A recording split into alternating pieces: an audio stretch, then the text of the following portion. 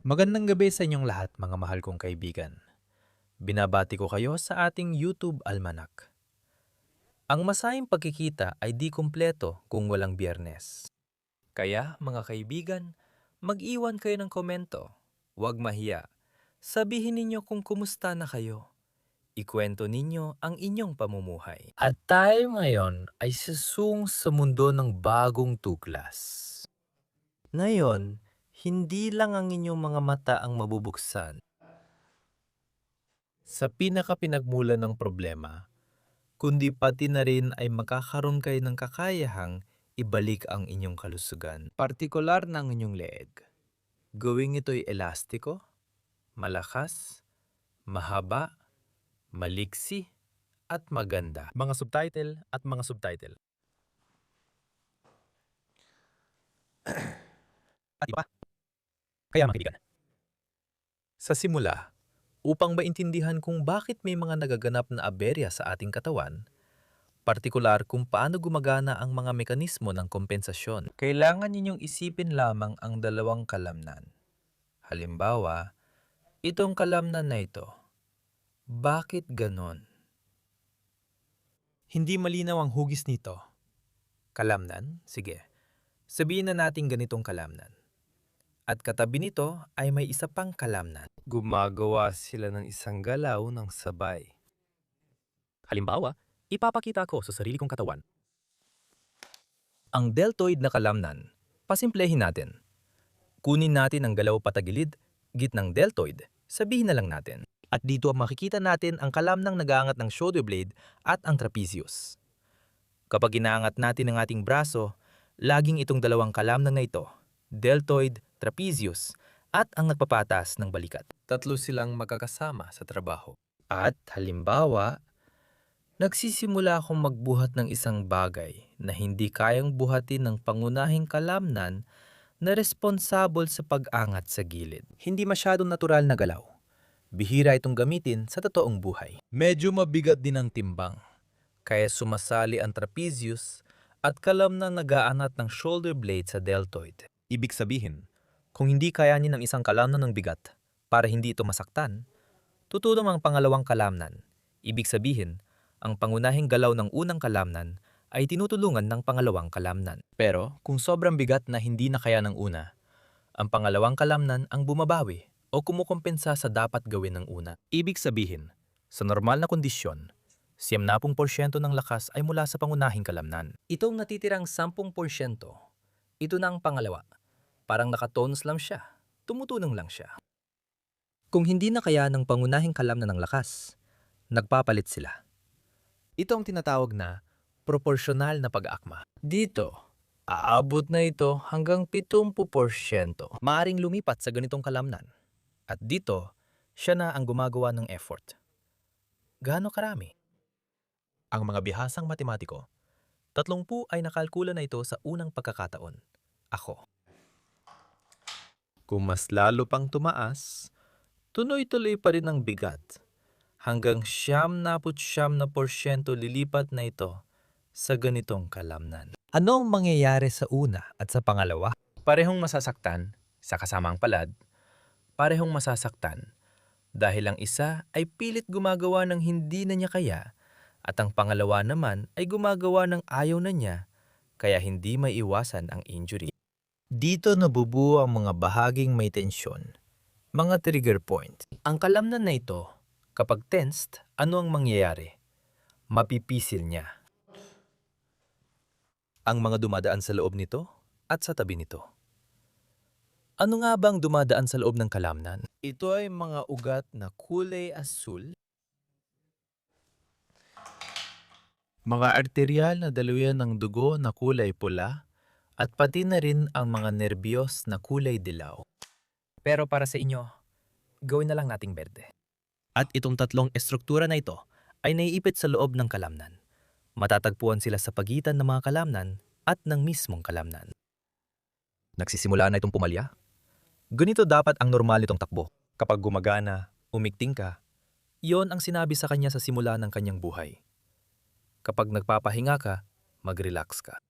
Ito ang kakayahang dapat niyang nagagawa kapag oras ng pahinga pero nawawala. Pinilit niya siyang magtrabaho at gawin ng ayaw niya, kaya nawala ang kakayahan niya. Ang pagkontrol sa kanyang trabaho na isinasagawa sa pamamagitan ng nervous system, muli, nervous system, central at peripheral. Central. Itong utak. Itong inyong mga kagustuhan. Ang inyong mga iniisip, lahat ay nandito. At ang spinal cord ay mga tagapagdala. Ito ang nagbabago ng inyong mga iniisip at kagustuhan sa mga kilos. Sinasabi ng utak, "O sige, Kame, itaas mo." At sa pamamagitan ng spinal cord, dumadaan ang impormasyon sa peripheral nerves, papunta sa kalamnan. Ganito nagaganap ang paggalaw. Gumagawa tayo ng galaw gamit ang kamay, humahawak tayo sa apoy.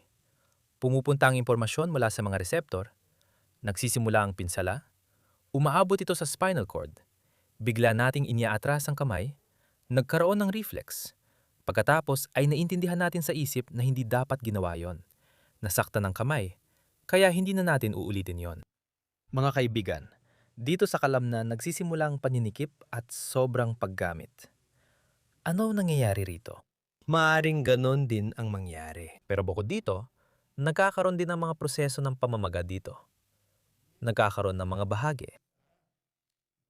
Pinsala sa mga litit. Ibig sabihin, doon nagsisimula silang mapuwersa. At humihigpit ang mga litid. Ito ang mga bahagi. Pagkakabit ng kalamnan sa periosteum, sa buto. Sa mga bahagi nito, dahil sa paggawa ng kalamnan ng mga galaw na hindi normal dito, nagkakaroon ng mga bahagi ng pinsala, pamamaga, at maliliit na pinsala. Ganito ang prosesong haharapin ninyo. Kung yon sana ang naghihintay sa inyo kung hindi kayo napadpad sa videong ito. Pero, sa kabutihang palad, mawawala na lahat ito. Ngayon, nawawala na nga ito. Para sa'yo, isa lang itong masamang panaginip. Kaya, mga kaibigan, sa tatlong larong ito, iisa lang ang tao na nakikita ninyo. Dito, nakatingin siya diretso sa inyong mga mata. Dito naman, nakikita ninyo siya sa gilid. At dito, likod niya ang nakikita ninyo. At depende kung aling mga kalamnan ang nagbabago ng kanilang tungkulin, na yon ay depende. Yan ang alamin natin. Sa madaling salita, ang unang kaso, may tatlong magkaibang kaso. Heto dito. Ngayon, titingnan natin ang tatlong magkaibang posibilidad kung ano ang maaring mangyari sa leeg at ano ang dapat nating gawin tungkol dito. Una, dalawang kalamnan. Ang sternocleidomastoid na kalamnan, ito ang kalamnan na gumagawa ng pangunahing kilos at ang pangalawang grupo ng mga kalamnan ay ang scalene muscles. Matatagpuan ang mga ito sa likod nito. Ano ang kakaiba sa sternocleidomastoid na kalamnan? Matatagpuan ito dito. Kapag inyuko mo ang ulo mo pasulong, makikita mo ang hugis nito. Ang mga scalene muscles ay nasa ilalim nito. Medyo nandito sa gilid. Tatlo ito. Anterior, middle, posterior. Maaari tayong gumawa ng mga galaw tulad ng pag-ikot, pagyuko. Ang pagyuko pasulong ay dahil sa sternocleidomastoid na kalamnan. Kasama rin ito sa pagyuko sa gilid. Ang scalene na kalamnan ay kaya ring gawin ang mga galaw na ito. Pero hindi ito ang pangunahing tungkulin nito. Ang pangunahing tungkulin ng scalene na mga kalamnan ay tumutulong sa paghinga. Sa paghinga papasok at palabas. Itinataas nila ang unang tadyang, pangalawang tadyang, at kaunti ring nakikilahok sa pagyuko. Pero kung ang pangunahing sternocleidomastoid na kalamnan ay nawawalan ng kakayahang gumana ng maayos, dahil ito ay isang malaki at malakas na kalamnan, dito nakasandal ang ulo. Dito umiikot at yumuyuko ang ulo. Pero ang kakaiba dito, sa ating araw-araw na buhay, kapag tayo ay nakayuko, nakatingin sa mga screen ng ating mga telepono, sa mga diaryo, sa mga libro, may mga tao talagang nagbabasa pa ng mga libro. Unti-unti, humihina ang kalamnan na ito, nagkakaroon ng atrophy at numinipis, at ang bigat ay napupunta sa mga scalene na kalamnan. Maging ang bigat ng ulo ay nagiging mabigat na para dito. Ngayon, subukan natin sa inyong ulo ang isang test para malaman kung nagagawa pa nito ang tungkulin. Ito ang unang posibleng mangyari. Dalawang kalamnan, ang scalene at ang sternocleidomastoid. Ano ang kahinaan nito? Kapag napagod ang scaly na kalamnan, nagsisimula itong magdulot ng pag-ipit. Itong cervical plexus, brachial plexus. Dito, lahat ng mga ugat na ito ay nagsisimulang maipit. Nagkakaroon ng problema sa paggana ng braso, humihina ang braso, at lumalabas ang lahat ng posibleng aberya sa balikat, balikat at talim ng balikat na yugto. Paglaki, hypotrophy, paglit at panghihina ng mga kalamnan ng braso. Dito magsisimula yan at magkakaroon ng limitasyon sa paggalaw ng leeg. Pangalawang opsyon. Pagkakausog ng balikat paabante, sobrang trabaho ng kalamnan na natataas ng skapula, sobrang trabaho ng itaas na bahagi. Trapezius na kalamnan, pananakit ng ulo sa batok. Dito magkakaroon ng sakit sa leeg, magkakaroon ng sakit sa braso, aabot ang sakit sa braso at maaring manhid pa ang braso. Magkakaroon din ng limitasyon sa paggalaw ng leeg. Dito magkakaroon ng sakit sa leeg, sakit sa batok, at posibleng pagkahilo. Gayon din, kapag naiinat ang kalamnan na nagtataas ng balikat, nagkakaroon din ng reflex na paninikip ng mga kalamnan sa batok. Dahil ang kalamnang ito ay nagsisimula ito mula sa mga transverse process, kabilang na ang unang cervical vertebra, na nagsisimulang mahila pababa, at ang mga kalamnan sa ilalim ng batok ay reflex na naninigas. Bakit ito nangyayari? Dahil ang scapula ay umuusok paabante. Bakit ito nangyayari? Dalawang pangunahing dahilan. Una, humihina ang kalamnan ng trapezius. Gitna, itaas, ibaba o lahat ng katlo. Naiikli ang mga kalamnan sa dibdib. O kaya mas lumalakas ang mga kalamnan sa dibdib kaysa sa mga kalamnan sa pagitan ng mga scapula sa likod. O pangalawang opsyon, humihina ang likurang deltoid, ang deltoid na kalamnan sa likod. Sa pang-araw-araw na buhay, halos hindi ito nagagamit. Ang nasa harap naman, gumagana kahit paano. Itong kalamnan ang lumalaki. Hindi shoulder blade kundi, balikat mismong nauuna, saka sumusunod ang shoulder blade. Nagbabago rin ang bigat ng trabaho at laging nakaigting ang kalamnan na nagaangat ng shoulder blade. Sakit ng ulo, pagkahilo, limitadong paggalaw ng leeg, sakit sa leeg, sakit sa balikat dahil sa pagbabago ng posisyon ng balikat at kapag gumagalaw, nakakaroon ng hindi magandang anggulo dito sa kasukasuan ng balikat. Ibig sabihin, kapag gumagalaw ang braso, posible ang injury sa kasukasuan ng balikat at sa mahabang litid ng biceps. Ang ikatlong opsyon at huli para sa araw na ito ay ang spasm ng mga kalamnan sa ilalim ng batok. Pero hindi na dahil sa pag-ikli ng kalamnan na nagtataas ng shoulder blade, kundi dahil sa kahinaan. Itong mga kalamnan na ito na nasa likod, ang mahahabang extensor ng leeg ay nandito sa likod, dito mismo. Anong mga sintomas? Dito, sakit sa batok, pagkahilo, at sakit din sa leeg. Posible ring magkaroon ng limitasyon sa paggalaw ng leeg. Sa itsura, ang ulo ay umabante ng ganito, hindi ito may tutuwid, at may limitasyon sa pagkilos. Kaya mga kaibigan, anong gagawin natin dito? Ngayon, alaman natin kung aling kalamnan ang hindi gumagana. Dito, ito ang mahabang extensor ng leeg at ang tensyon sa maikling extensor. Dito, mahina ang posterior deltoid. Mahina ang deltoid, ang kalamnan na nagpapataas ng scapula ay tense at pinaikli. Ang sternocleidomastoid ay mahina at ang scalene ay pinaikli. At ngayon, alam na natin kung ano ang kailangang sanayan at kung ano ang kailangang iunat. Kung basta natin iunat ang mga nanigas, panandalian lang ang ginhawang mararamdaman natin. Pagkatapos, maulit lang ulit ang lahat ng mas malakas pa o baka maging doble pa ang lakas. Kaya kailangan muna nating palakasin ang mahina. Dito tayo magsisimula. Una, ang sternocleidomastoid na kalamnan. Kasabay na rin ang pagsusuri na siyang makapakita kung gaano ito ka-develop sa inyo.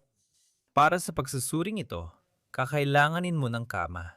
Kung may kama o sofa ka sa bahay, humiga ka dun ang nakatihaya. Kung wala kang kama o sofa, hindi mo magagawa ang pagsusuring ito. Kailangan mong humanap ng kakilalang may ganito. Humiga ka at walang kahit ano sa ilalim ng ulo mo, bakanteng espasyo. Ganito ka humiga. At ngayon, ang bigat ng ulo mo ay sinusuportahan ng dalawa mong sternocleidomastoid na kalamnan. Normal lang, kung kaya mong humiga ng ganito ng mga 20 segundo, 30 ay mas maganda. Kapag naramdaman mong nanginginig ng ulo mo, agad kang huminto. Iyan ay palatandaan na mahina pa ang iyong kalamnan. Hindi nito kayang suportahan ang bigat ng ulo mo. Kaya kailangan mo pa itong sanayin. At ang pagsasanay dito ay ganito ang magiging itsura. Pwede mo ring gamitin mismo ang test na ito bilang pagsasanay. Pero kung sinimulan mo na gawin ang ehersisyong ito at wala ka ng lakas para panatilihin ang posisyong ito, masyadong napipilit, may sumasakit na, agad kang huminto at bumaba ng kaunti. Lumipat ka ng pwesto at magpahinga. Pwede kang magpahinga dito ng hanggang 30 segundo. Nagpahinga na, ulitin ulit. Ibig sabihin, unang static na ehersisyo ito para pigilan ang bigat ng ulo. Unti-unti, pwede mo itong pahabain hanggang 30 segundo. Mga bersyon ng ehersisyong ito. Hiwalay na pag-ehersisyo para sa kanang at kaliwang sternocleidomastoid na kalamnan. Kung ipipihit natin ang ulo, hindi kailangang iikot ng todo. Kahit mga 45 degree lang, mas mapupunta na ang bigat sa isang kalamnan, halimbawa sa kanan. Ngayon, ipipihit ko ang ulo ko pakaliwa. Kapag pakanan naman, mas mabigat doon. Gumagana ang kaliwang sternocleidomastoid ko. At dito, malalaman mo rin kung alin sa kanilang mas malakas at alin ang mas mahina. Ito ang unang ehersisyo, unang parang static na ehersisyo. Dahil para sa iba, mas komportable silang gawin ang static na ehersisyo. Dahil kakaiba ang mga ehersisyo at pag-ensaya ng kalamnan na ito, lalo na sa simula. Minsan, pagkatapos nito ay medyo sumasakit ang ulo. Kaya para sa iba, mas komportable gawin ito ng static. Para sa iba naman ay dynamic. Kaya kailangan mong piliin kung anong bagay sa'yo. Medyo sumasakit ang ulo. Dahil ang mga ito ay mga kirot na umaabot sa ibang bahagi. Dahil nasobrahan ang gamit ng mga kalamnang ito na matagal nang hindi nagamit. Kung nangyayari ito, subukan mo ang mga static at dynamic na ehersisyo. Sige, ang susunod na ehersisyo ay may galaw. Ito, inikot natin ang ulo. Tapos, itinaas, ibinaba. Itinaas, ibinaba. Heto, ang unang paraan. Itataas mo ang ulo mula sa ibabaw, papunta sa isang gilid. Tapos sa kabila namang gilid. Kung bago ka pa lang, gawin mo muna ng 5 ulit, 2 o 3 set ng tigli-5. At ang pangalawang paraan ay iikot tayo ng ganito sa tagiliran.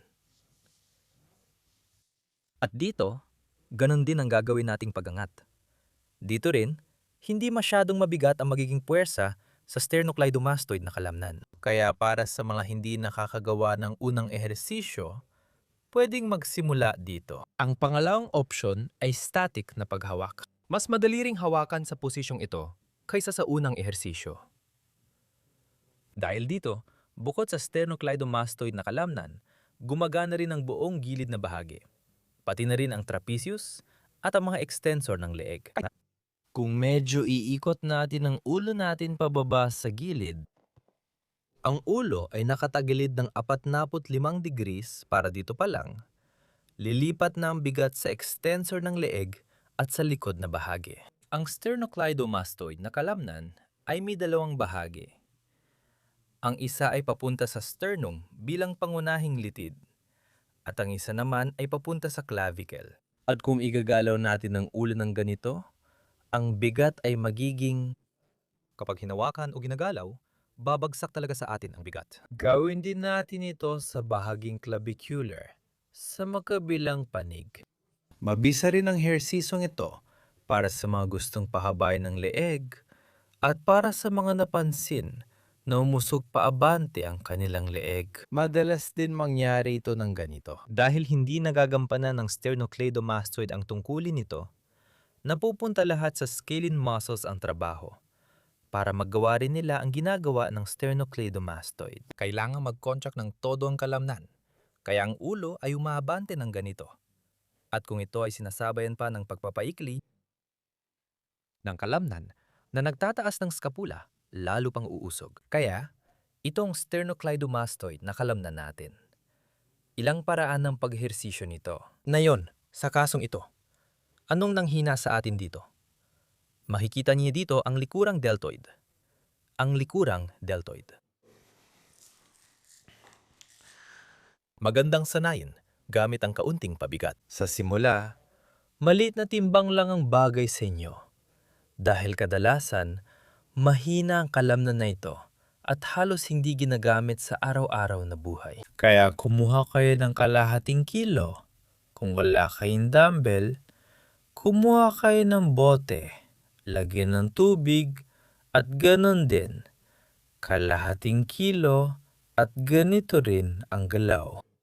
Mas maginhawa itong gawin sa kama para mailawit at itaas mo agad ang braso mo mula sa posisyong ito. Ganito lang, huwag nang dagdagan pa. Kasi kapag tinaasan mo, mawawala ang bigat sa kalamnan. Mga 45 degrees lang.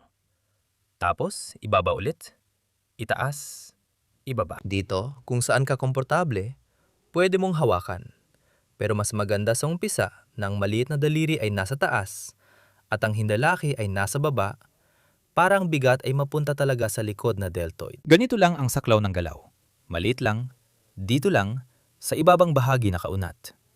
Sa itaas na bahagi naman ay napapadiin, nakaunat, napapadiin ang siko mo. Ang mahalaga, wag lang nakatutok ng diretso pababa. Gawin mo ng ganito. Kapag nakataas ang maliit na daliri mo, sa totoo lang, dapat ayos lang lahat, gaya ng nararapat. Pwede mong gawing mas mahirap.